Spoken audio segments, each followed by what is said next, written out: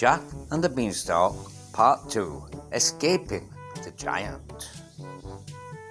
Good day everyone, it's Grizzly's story time. Today we continue the fantastic fairy tale that we started yesterday. Let me remind you, Jack and his mum are very poor, and Jack was sent to the market to sell a cow. But instead he returned home with just some beans, but they were magic beans. Jack planted the beans, and overnight they grew right up to the sky, to the giant's kingdom. Jack climbed the beanstalk and stole things from the giant, including a magic hen that laid gold eggs. So now we will find out what happened. I hope the giant doesn't catch Jack. I'm looking forward to finding out what Jack did with the hen. Let's continue the story. Jack and the Beanstalk. His mother was glad to see him again, and much surprised at seeing the hen. It laid them 3 gold eggs every day. Jack's mother took them to the next town and sold them, and soon grew quite rich. Sometime afterwards, Jack made another journey up the beanstalk to the giant's castle. But first he dyed his hair and disguised himself. The old woman did not know him again and dragged him in as she had done before, to eat him by and by. But once more she heard her husband coming and hid him in the press, not thinking that it was the same boy who had stolen the hen. She put him into the same press and bade him stay quite still there, or the giant would eat him. Then the giant came in, saying, "Fee, fa, fi, fo, fum. I smell the breath of an Englishman." "Oh," said his wife, "it's only the cowherd who has just been here. We cannot spare him for your dinner." Then the giant sat down, and when he had eaten half an ox, he told his wife to bring his money bags to him.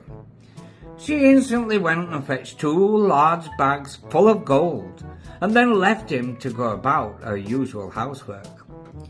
The ogre counted out the gold twice over, and then put it into the bags and tied them up. In a few minutes Jack heard him snore. He directly crept out of the press, seized the bags, and hurriedly out of the castle carried them home quite safely. Jack's mother was glad to see him safe at home again, and for a long time she would not let him go up the beanstalk. But Jack knew he had not yet obeyed the fairy's command to win back the castle. So after a time he set off once more on his adventure and tapped again at the castle door.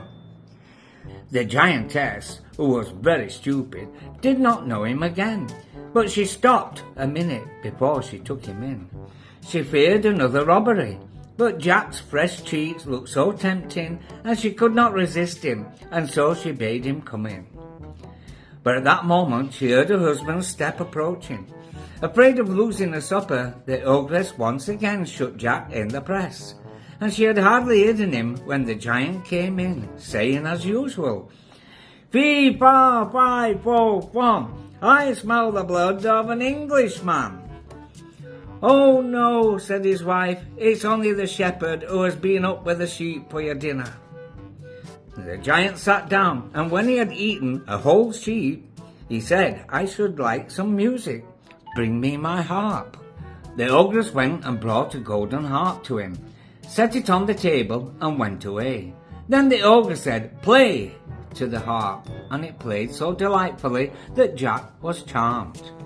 By and by, however, the giant snored so loud that he could not hear the music, and Jack quickly stole out and seized the harp, ran away with it. But the harp was a fairy belonging to the giant, and as Jack ran, it cried out, "Master, master!" The giant woke up slowly and rushed after Jack, but the boy was very nimble and outran him.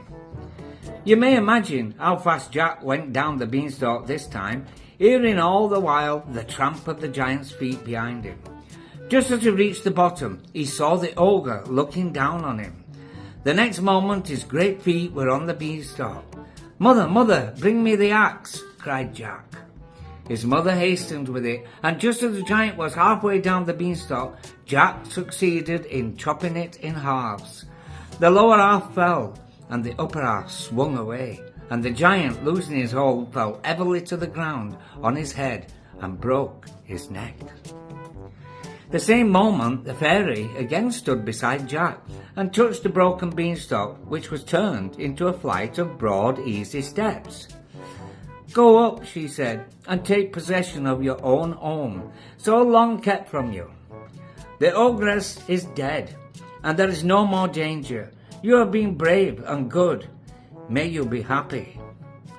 Jack thanked the fairy very warmly for her aid, and she again departed to fairyland, after explaining to Jack that she had been the butcher who sold him the beans. So that's the end of the story. Quite a long story, but an amazing one. The moral of this story is that you should take advantage of the opportunities that life provides you. We should try to make the best of what we have been given in life. Well, my friends, that's it for today. I do hope you all enjoyed hearing today's story. It was another great story with a very happy ending. I will see you all again soon. Bye! Boom. Bye-bye.